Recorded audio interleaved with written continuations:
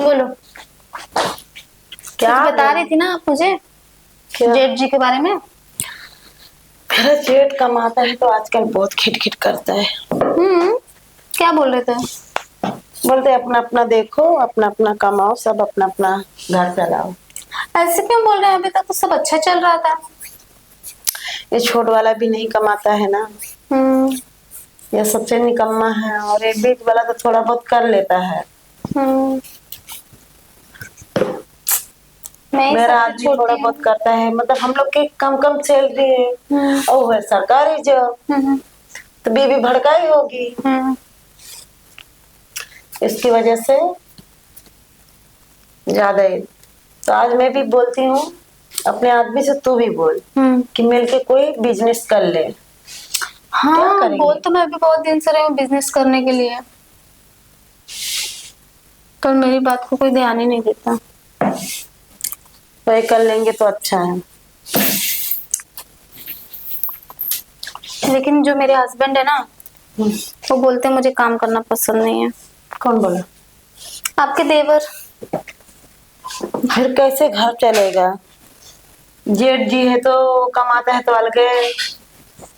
तुझे तो मालूम है कि बड़ी वाली जेठानी बहुत चालाक है। बहुत चैप्टर है, सारी कमाई पता नहीं कहाँ चली जाती है उनकी।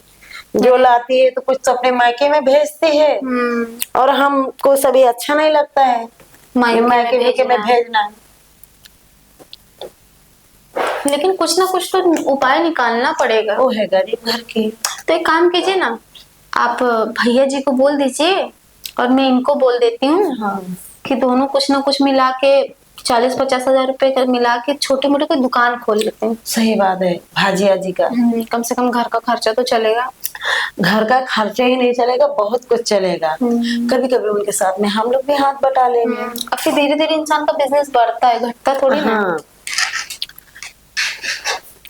अपने घर का धंधा करने में क्या है। हम्म। उनके सरकारी नौकरी तो बीवी उसकी जो बोलेगी वही सुनेगा। जेठ जी अभी तक तो नहीं बोलता था है, क्योंकि वो दीदी के मैके वाले भी भड़काए होंगे, हम्म। क्योंकि वो तो कभी पैसा देखे नहीं होंगे।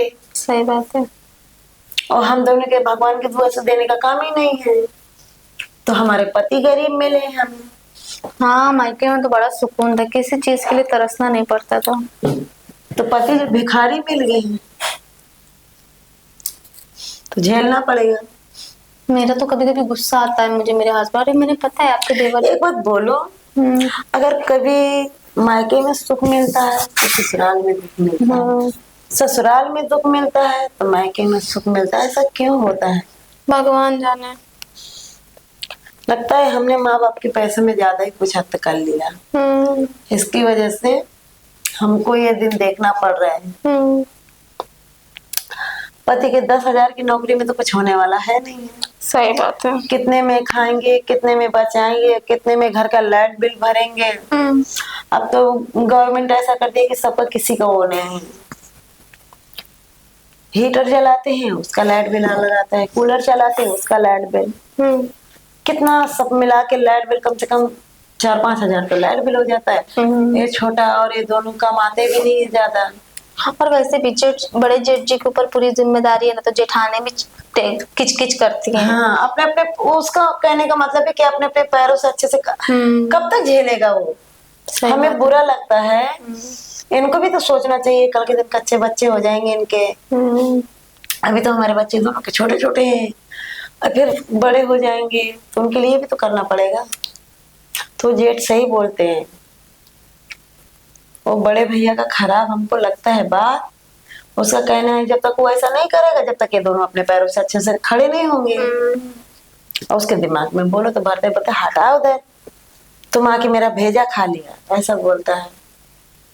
ऐसा वो भी बोलते हैं तो तेरा आदमी भी मेरे हस्बैंड तो ऐसा बोलते ही हैं जवाब देते हैं। तुम्हारे देवर भी किसी से कम नहीं है दीदी।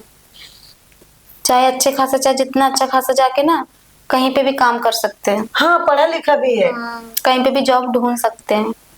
लेकिन उनका माँ से नहीं दबता है।